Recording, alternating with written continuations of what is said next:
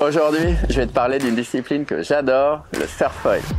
Et plus particulièrement, le surfoil en tow-in, c'est-à-dire tracté par un jet ski dans les vagues.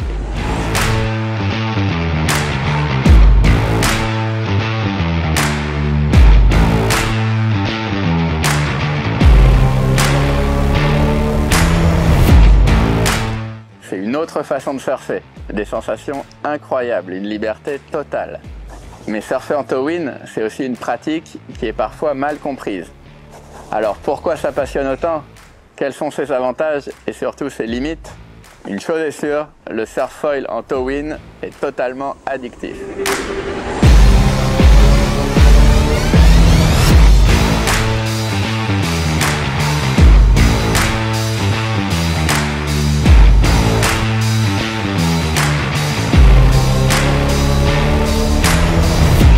Imagine, tu voles littéralement au-dessus de l'océan.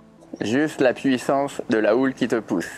Tu descends les vagues comme un snowboarder qui trace une ligne sur de la neige immaculée. Et le plus fou, c'est qu'il n'y a même pas besoin de ramer. Juste toi, la vague et un jet ski qui te propulse sur les meilleures séries.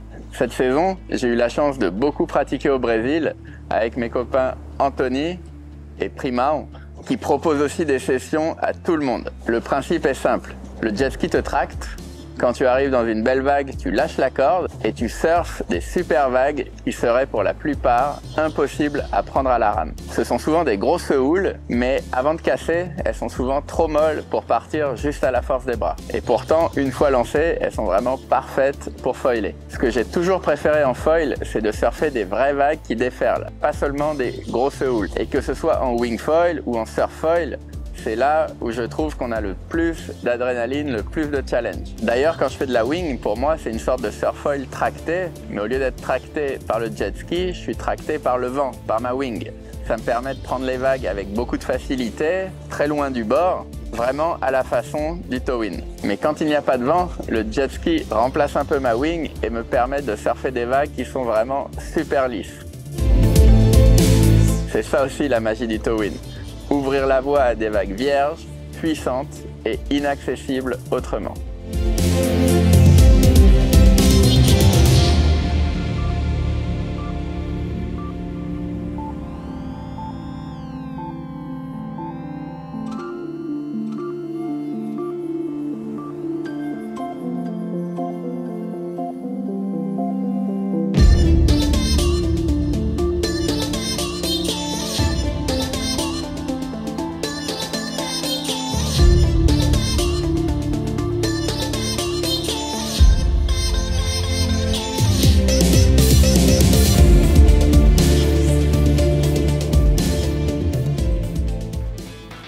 Le premier avantage à faire du tow-in, ça saute aux yeux, c'est que tu prends vraiment beaucoup plus de vagues. En plus, c'est souvent les plus belles vagues et c'est comme un manège, ça s'arrête jamais.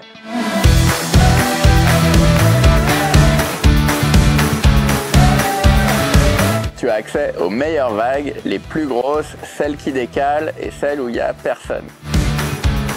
Ce que j'aime aussi dans le tow-in, c'est que ça devient un sport d'équipe, contrairement au surf traditionnel où c'est plutôt très individuel. Ton partenaire sur le jet ski est aussi important que toi sur la vague, et quand il réussit à t'envoyer sur une bombe, la satisfaction est vraiment partagée. Ça devient presque une version donc collective d'un sport plutôt individuel.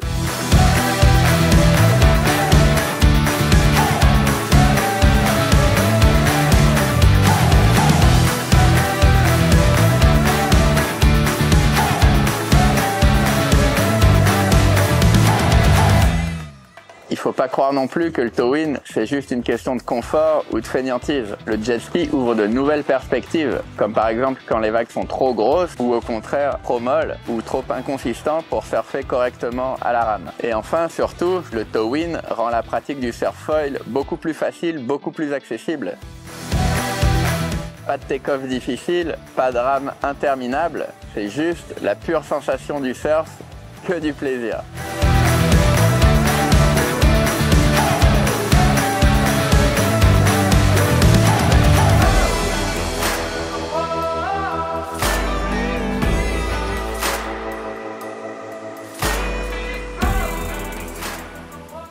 Alors oui, oui, bien sûr, je comprends que certains voient la pratique du towing d'un mauvais œil. Et c'est vrai que c'est vraiment pas agréable quand le jet ski ne respecte pas les autres surfeurs. Et qu'on soit bien d'accord, ça remplacera jamais la pratique du surf à la rame où on ne fait qu'un avec l'océan. Moi aussi, évidemment, je surfe à la rame dès que possible et je suis le premier à trouver ça insupportable quand il y a un jet ski qui se rapproche trop près, qui va faire du bruit et qui va lancer des riders sur toutes les vagues sans respecter les surfeurs à la rame. Un jet ski, en plus, ça consomme de l'essence, ça peut être bruyant et si c'est mal utilisé, donc, ça dérange vraiment les autres surfeurs.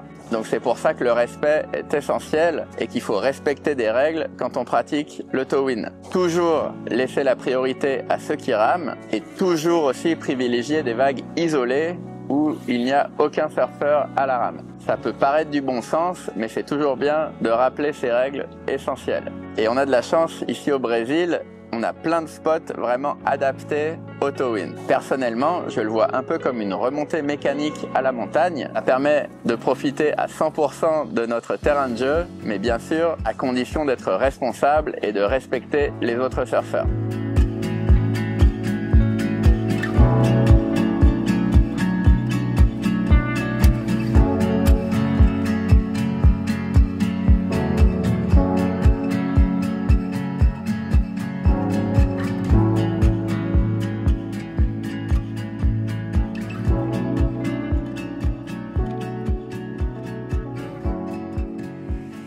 Le foil a déjà révolutionné le surf et le towing en surf foil pousse cette révolution encore plus loin. Bien sûr, le jet ski est loin d'être indispensable pour s'éclater en surf foil, c'est juste une pratique différente. Grâce au jet ski, on découvre de nouvelles vagues, on a plus de facilité à prendre des grosses vagues et surtout, c'est encore une autre manière de surfer. Est-ce que le foil électrique sera la prochaine étape? Un moyen plus silencieux, autonome et accessible à tous pour faire du surf foil dans les vagues? On devrait avoir la réponse très bientôt.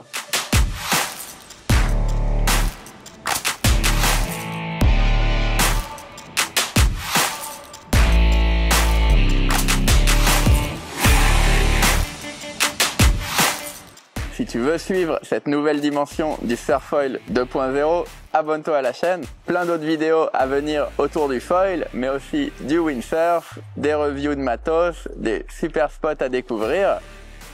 Et dis-moi en commentaire ce que tu penses du towing. Est-ce que tu as envie d'essayer? Est-ce que tu as envie d'essayer le foil électrique? Qu'est-ce que ça t'inspire tout ça? Ou est-ce que tu préfères rester plus traditionnel? En tout cas, merci d'avoir regardé la vidéo en entier. Si ça t'a plu, oublie pas de laisser un gros pouce bleu et de partager avec tous tes potes. D'ici là, bon ride et à très vite avec de nouvelles vidéos.